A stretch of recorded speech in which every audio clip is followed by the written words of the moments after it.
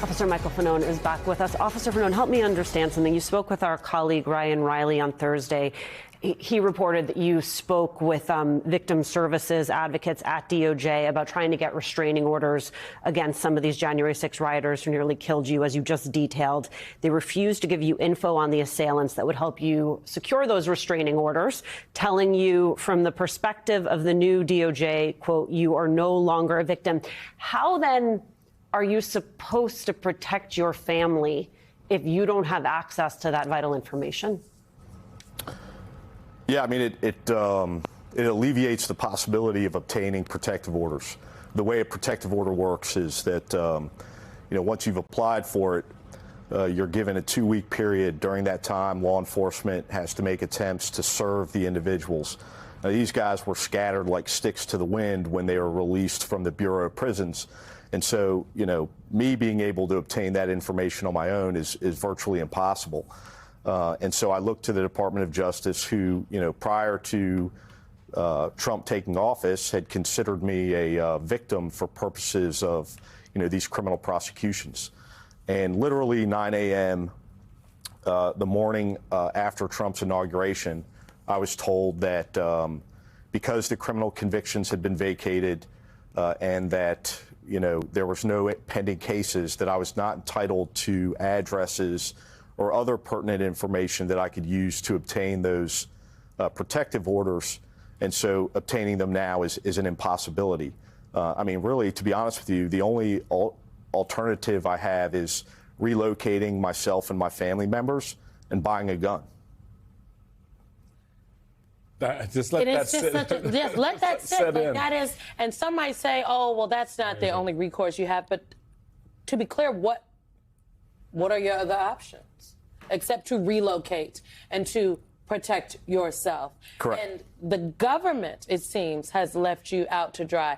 I wonder, have Democratic or not even Republicans, because Lindsey Graham was just on Meet the Press and he said he believes pardoning the most violent offenders from January 6th was a mistake. And it's like, thank you, Senator Graham. I wonder if he told the president. Thank you for about almost a week later weighing in here. Very important, which I think it's important that he said it, but actions do speak louder than words.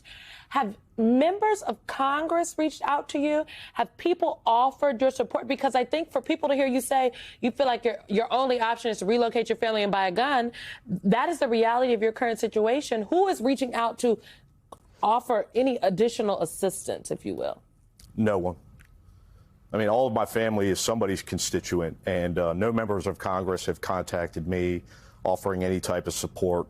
No one in the government, no one in law enforcement. And when you talk about law enforcement, in the past, I always told my family members that they need to report these incidents. And unfortunately, law enforcement has just proven to be feckless in its ability to protect us, to do anything preemptively, and or dedicate any type of resources despite the level of threats, the viciousness and vile threats that we've received. They're completely indifferent. And so, my mother, myself included, have just stopped reporting it because there's nothing that they're going to do to protect us. We are on our own. It's up to us to protect ourselves.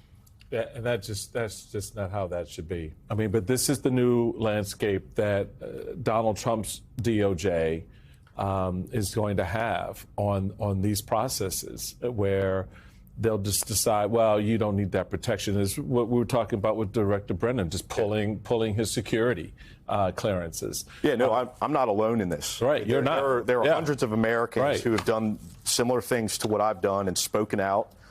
Who are experiencing the exact same level of threats and who have no protection other than to protect themselves. The one little piece that out of all of these pardons, Pam Hemphill, who was a January 6th rioter, rejected Donald Trump's pardon, and on Katie Fang's show, she had this to say. It would be a slap in the face to the Capitol Police officers, the rule of law, to our nation. I pleaded guilty because I was guilty. It would help their narrative. that it was a peaceful protest that day. No, it was not a peaceful protest. It was an insurrection. That little nugget of truth from someone who was there, who is holding on to her own accountability. We obviously wish more would do that and did that.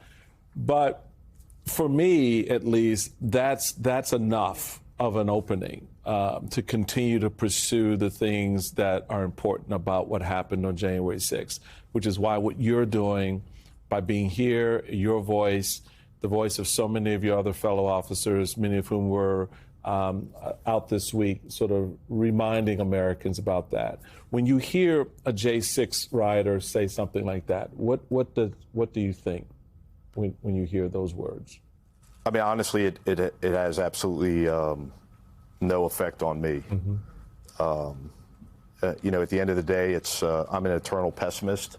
It's 1 out of 1,500 plus. Right. I mean, I appreciate the fact that there's someone out there in this group of convicted criminals that has some level of integrity and honor. That being said, you know, there was many, many more who committed incredibly violent acts that day who are doing nothing other than celebrating these pardons.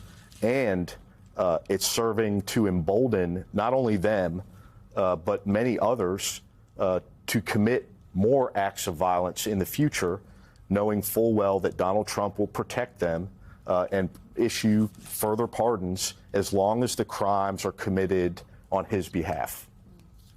Michael Fanone, it is such a pleasure to have you on the show. Thank you so much for being with us.